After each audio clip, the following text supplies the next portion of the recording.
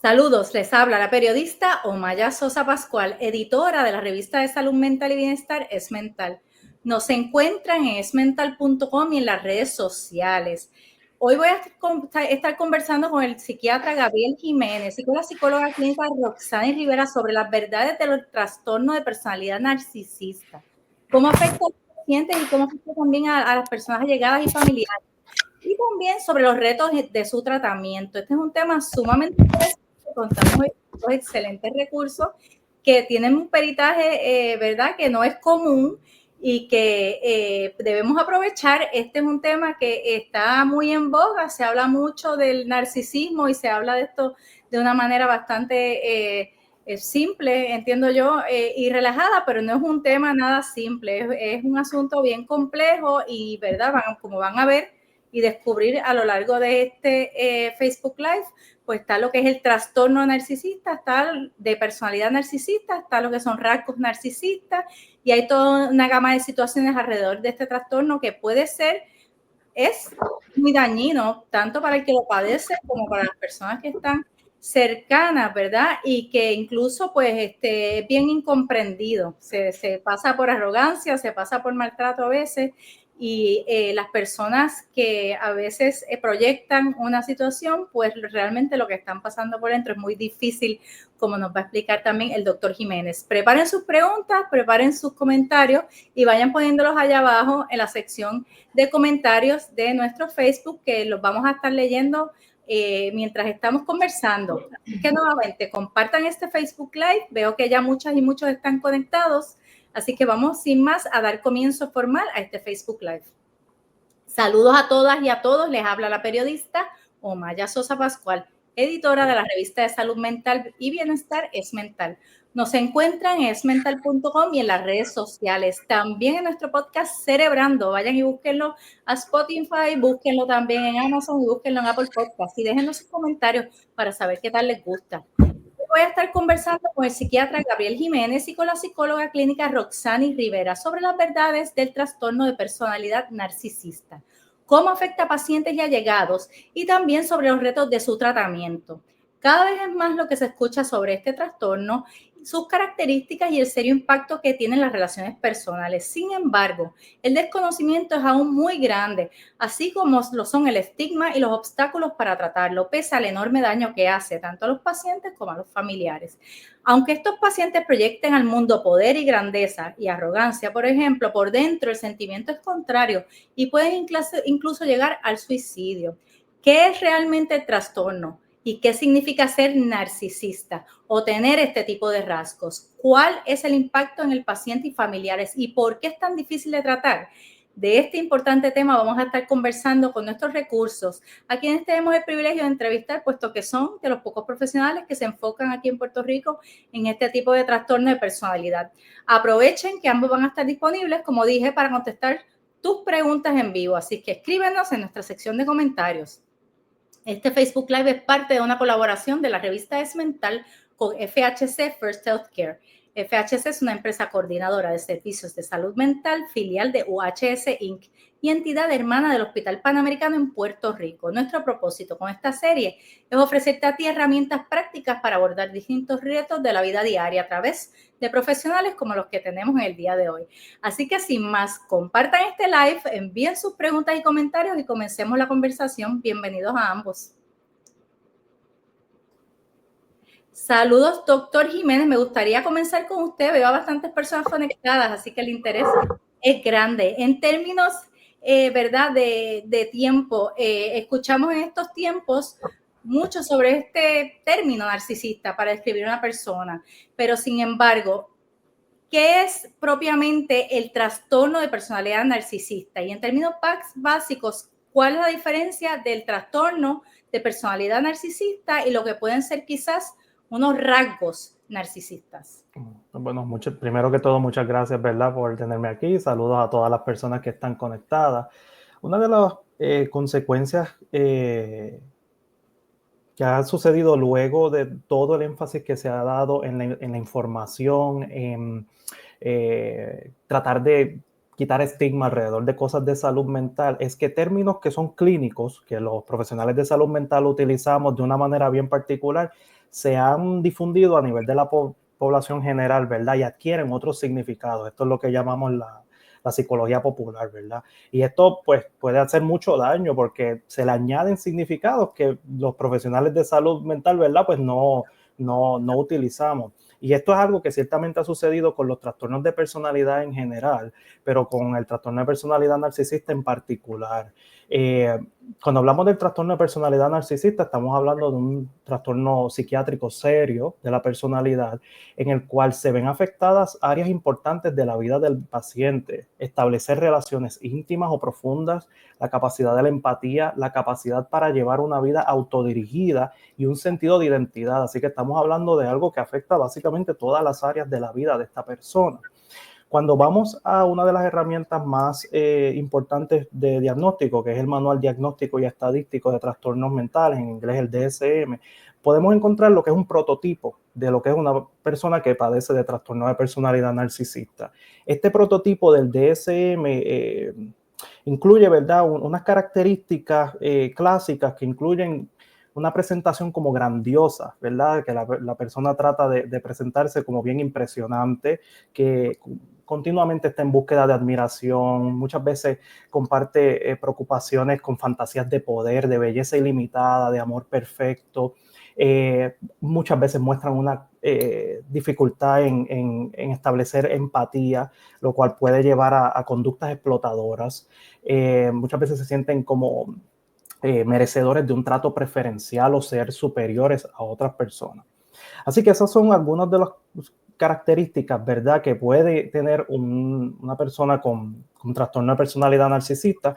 Obviamente en el mundo real ningún paciente las engloba todas, hay combinaciones, ¿verdad?, de estos criterios. Y una de las cosas que a veces podemos encontrar en el mundo, ¿verdad?, en el mundo clínico, es que hay pacientes que no muestran esta presentación grandiosa, al contrario, se muestran como muy vulnerables, muy inseguros, con un sentido quizás de falsa modestia o de humildad exagerada, lo que hace que pues el diagnóstico sea, ¿verdad?, verdaderamente retante para hacer, ya que pues no es una caricatura, ¿verdad?, como muchas veces encontramos en las... Claramente, ¿verdad? Claro. Definido, no es como otras enfermedades, y hay una prueba, un laboratorio, algo que uno puede hacer. Le escuchaba y pienso que muchas de las personas que nos están escuchando pueden preguntarse, bueno, todas o todos conocemos personas que muestran algunas de estas características, ¿verdad? Claro que sí. Que son arrogantes, que faltos de empatía, que tratan a veces a las personas pues un poco mal o con desdén. ¿Cómo podemos distinguir lo que pueden ser unas características de lo que quizás pueden ser unas señales más claras del trastorno y cómo se debe proceder con ¿verdad? Buscar un diagnóstico con lo difícil que puede ser? Correcto, ¿verdad? Y esto es parte de la importancia ¿verdad?, de estar trabajando con un profesional de la salud mental y no simplemente, ¿verdad?, buscar esto por internet, porque como tú traes bien, ¿verdad?, estas características uno, ¿verdad?, las puede identificar en otras personas y no necesariamente implicar que haya un diagnóstico. Y ahí a lo que vamos es al nivel de severidad y de disfunción que tiene la persona. Muchas veces cuando vemos este tipo de conducta no es en una sola relación. Esto caracteriza, ¿verdad?, básicamente globalmente las relaciones de esta persona. Es un patrón generalizado de cómo esta persona se relaciona con los demás. Esta búsqueda de admiración, esta búsqueda, ¿verdad?, de adulación o este sentimiento de superioridad se manifiesta generalizadamente en la mayoría de las relaciones de la persona, lo que trae pues dificultades serias en poder establecer relaciones de calidad y satisfactorias. Así que es más bien el grado de cuán difundido está en la vida general de la persona. Doctor, quiero insertar unos comentarios, pero por aquí una de las personas que nos está escuchando nos dice que el audio tiene problemas. Creo que es la única diciéndolo. Si están teniendo problemas en escucharnos, yo los escucho a ustedes perfectamente, pues por favor, déjenos saber. Quizás es la persona entonces que se está comunicando con nosotros. Verifique su señal. Nos saluda Maribel Rivera desde Lares y nos dice que nos da las gracias por este tema, que es muy importante que se conozca, que afecta a muchas personas en Puerto Rico.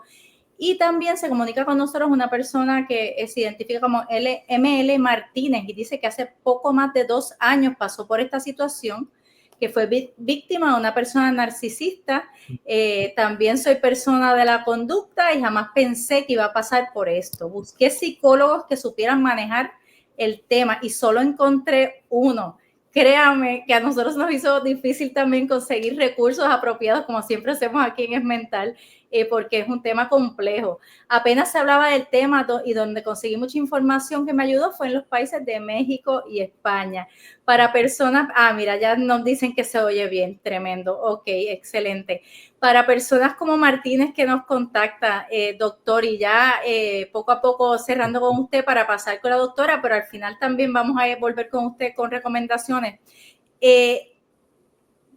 Ustedes nos decían un reportaje que tenemos publicado hoy en esmental.com, le exhorto a todas las personas que nos están viendo que vayan y lo busquen porque hay más detalles de ambos recursos, de lo difícil que era diagnosticar este trastorno, ¿verdad? Y luego, pues, lo difícil que es tratarlo.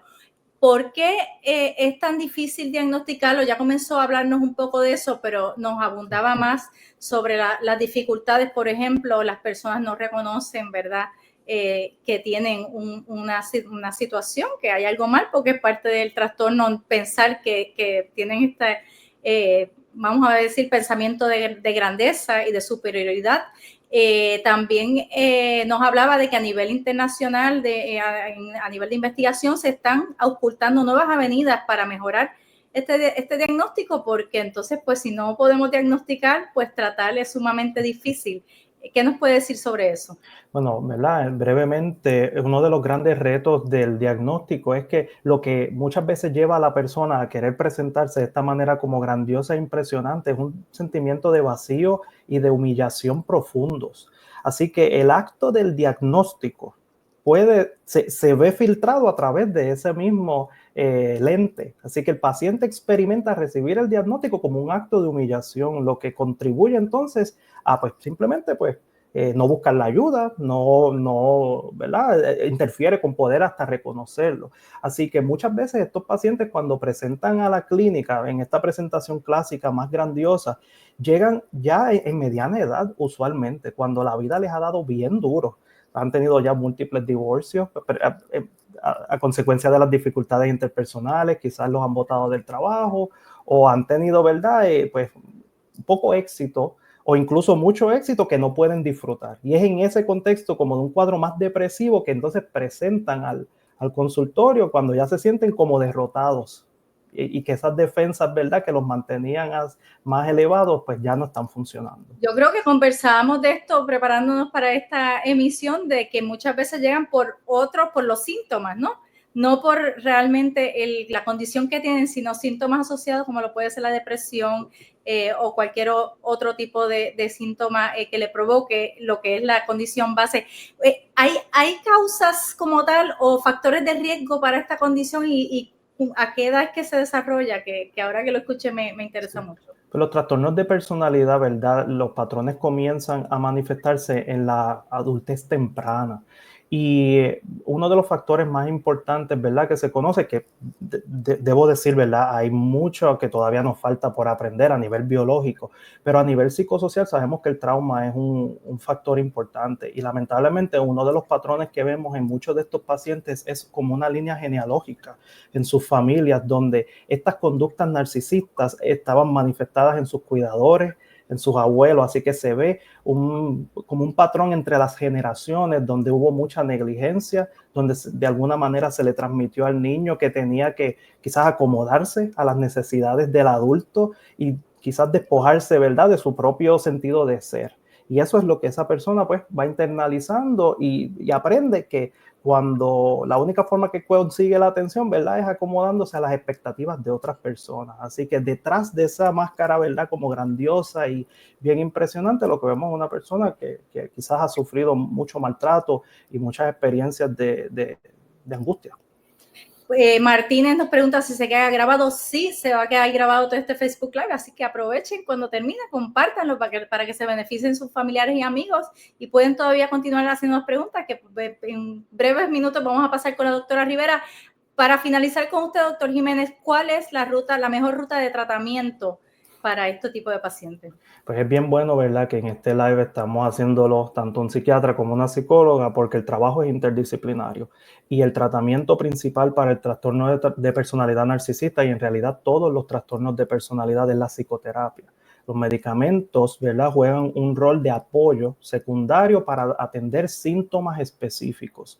Y en el caso específico, ¿verdad?, del trastorno de personalidad narcisista, cuando el paciente viene a buscar ayuda, muchas veces es cuando está en un cuadro depresivo. Así que hay que ser bien meticuloso como psiquiatra en cómo tú vas a tratarlo. Porque si la depresión se le quita al paciente instantáneamente, tú estás básicamente borrando la ventana que permitió que el paciente llegara. Y yo quiero dejar claro que el tratamiento no es dejarlo deprimido, pero es qué llevó a esa depresión, ¿verdad? Y no simplemente tratar de erradicarla en el momento, porque si no el paciente va a terminar en donde mismo comenzó, elevado, grandioso, ¿verdad? Y no se van a estar atendiendo las vulnerabilidades que le llevaron a deprimirse en primer lugar. Así que la y va a evadir el psicoterapia. tratamiento, supongo, el tratamiento real de Correcto. la condición, si ya se siente nuevamente, ¿verdad?, en otro lugar que la depresión no le está afectando. Qué interesante. Vamos a volver con ustedes ahorita. Les recuerdo a todas y a todos que estamos conversando con el psiquiatra Gabriel Jiménez y con la psicóloga clínica Roxani Rivera sobre las verdades del trastorno de personalidad narcisista.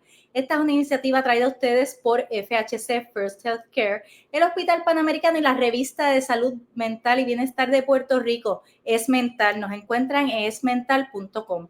Doctora Rivera, usted que más a los pacientes, saludos, y a las personas afectadas también por su conducta desde la psicoterapia, que es tan importante como mencionó el doctor Jiménez.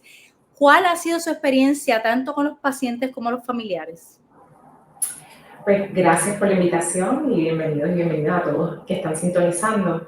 En este caso, cuando trabajamos de cerca con las personas que llegan a terapia, muchas veces llegan la pareja que tengo mi pareja que identifico que ahí no me siento comprendida, hay una falta de empatía, y la persona que tiene perfil narcisista me llega, pero me llega como colateral.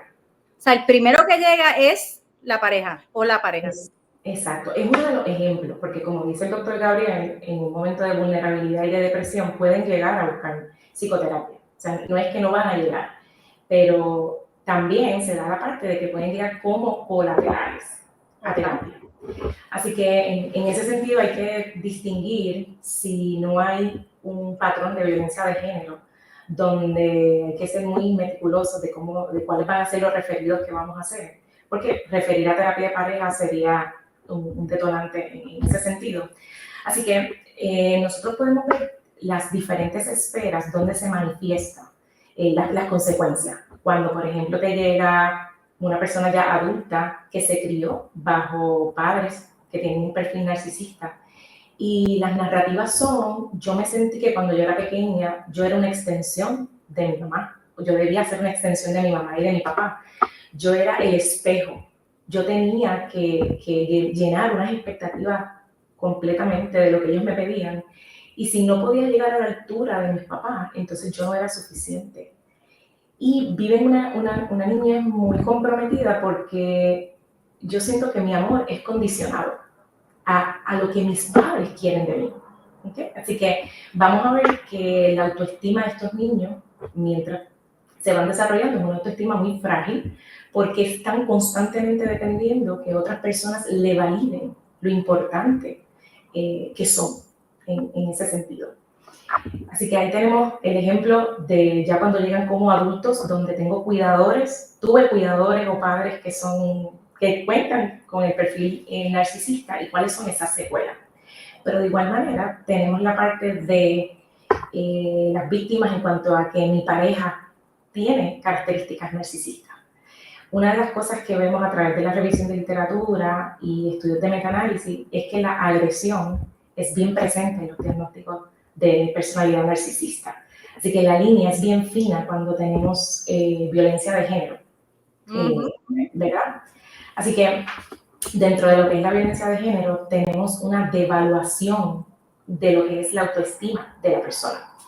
Una de las cosas que verbalizan es que dicen, por ejemplo, yo siento que esta persona en un inicio me idealizaba, yo era la pareja perfecta. Y de momento, cuando cuando él sintió que yo lo estaba criticando o le estaba señalando una retroalimentación de algo que había que mejorar, hubo un cambio 100% a devaluarme, a hablarme de una forma que me minimizaba.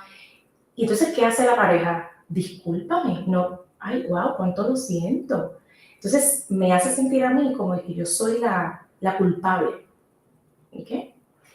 Y por ende empieza una distorsión y yo empiezo a crear, a caminar en eggshells, en inglés como decimos, o caminar en putita, porque cada cosa que puedo decir le puede indignar o le puede molestar o dañar el ego de esta persona.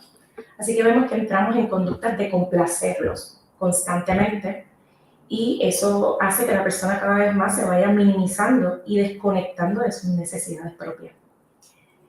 ¿Sería válido, doctora, decir que de este trastorno terminan habiendo entonces dos víctimas? El paciente que lo padece y la persona que quizás está envuelta en algún tipo de relación interpersonal y no puede identificar esto y termina entonces también afectándose psicológicamente.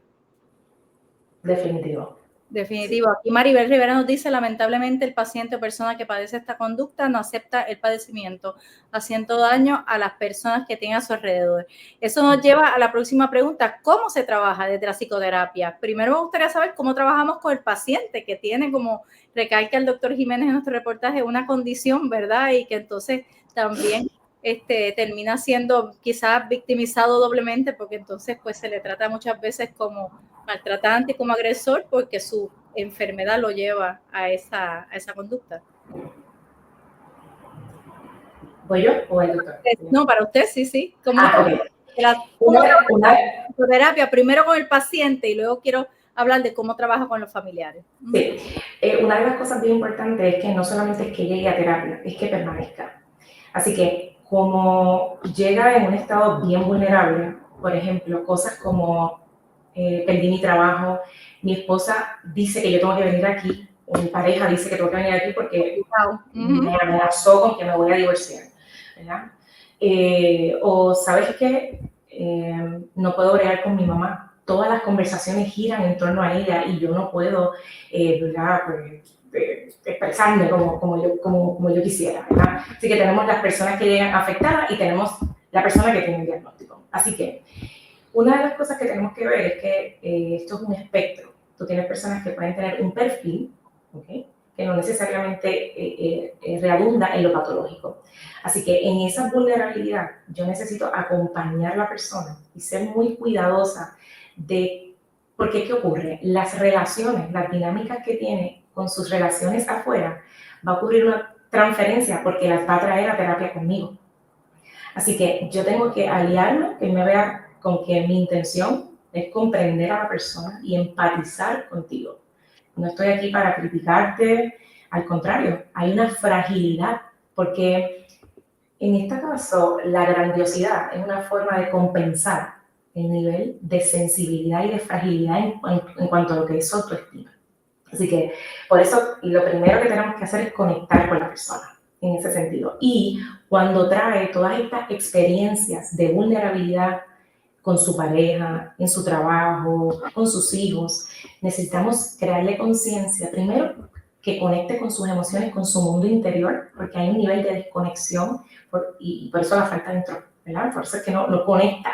Así que no hay una introspección, así que necesitamos que conecte con su mundo interior y cómo eso está provocando que genere relaciones superficiales con las personas a su alrededor, porque no hay un proceso de intimidad en cuanto a expresarse abiertamente de cómo se siente. Así que sus mecanismos de defensa es algo que hay que traerlos en el espacio de terapia para que la persona tome conciencia y vea cómo eso le está generando ese vacío que el doctor está mencionando. Y entonces vamos a la parte de los familiares. Nos escribe otra persona y verdaderamente hay mucha gente conectada. Sé que es un tema de mucho interés porque cuando también publicamos historias son de las más leídas, ¿verdad?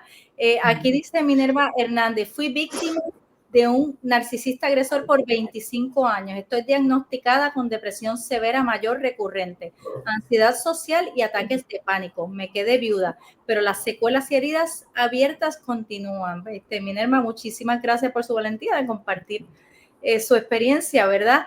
Doctora, me parece que el puente perfecto para la última pregunta que le tengo es ese proceso terapéutico con los familiares que padecieron entonces también y se convirtieron también en personas que desarrollaron entonces sus condiciones. Claro, y gracias por compartir. Una de las formas de empoderarnos cada vez más es ir a terapia y poder entonces identificar esas secuelas, ¿verdad? Porque además de ansiedad, ves la parte de la depresión, estrés postraumático, una de las cosas que también, porque se genera un trauma, esa tensión que vivieron, ese nivel de control, que cuando tú salías del radar de esta persona, automáticamente comenzaban estas conductas abusivas y de violencia. Algo que también quiero traer a colación, yo creo que es importante que todas estas características nosotros lo apliquemos al contexto. Y es que una de las poblaciones vulnerables que nos llegan a terapia es la población de inmigrantes. Las personas que han invertido su tiempo, que te dicen, mira, yo no quiero ser deportado, yo no quiero ser deportada. Y yo puedo identificar que yo estoy viviendo como un agresor ahora mismo. Pero yo invertí tiempo, yo invertí energía, yo invertí en dinero y estoy a punto de que me den la entrevista para yo quedarme en Puerto Rico o en Estados Unidos, ¿verdad? Dependiendo del lugar.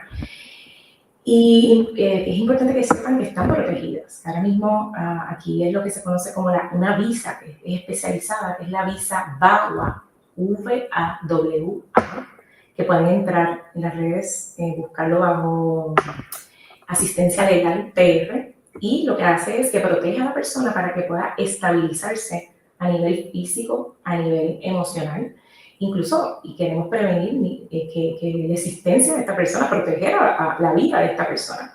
Así que es algo que también quería añadir, que son muchas las poblaciones que se afectan a raíz de vivir con una persona que puede mostrar un trastorno de personalidad y específicamente, como estamos mencionando, los rasgos narcisistas. Y entonces, bendito, el tiempo se nos va acabando, pero no, brevemente quisiera que me hablara un poquito de cómo trabajamos con estos familiares y con personas que quizás pues se quedaron muy afectadas a largo plazo, como lo es la persona que nos está escuchando, ¿verdad?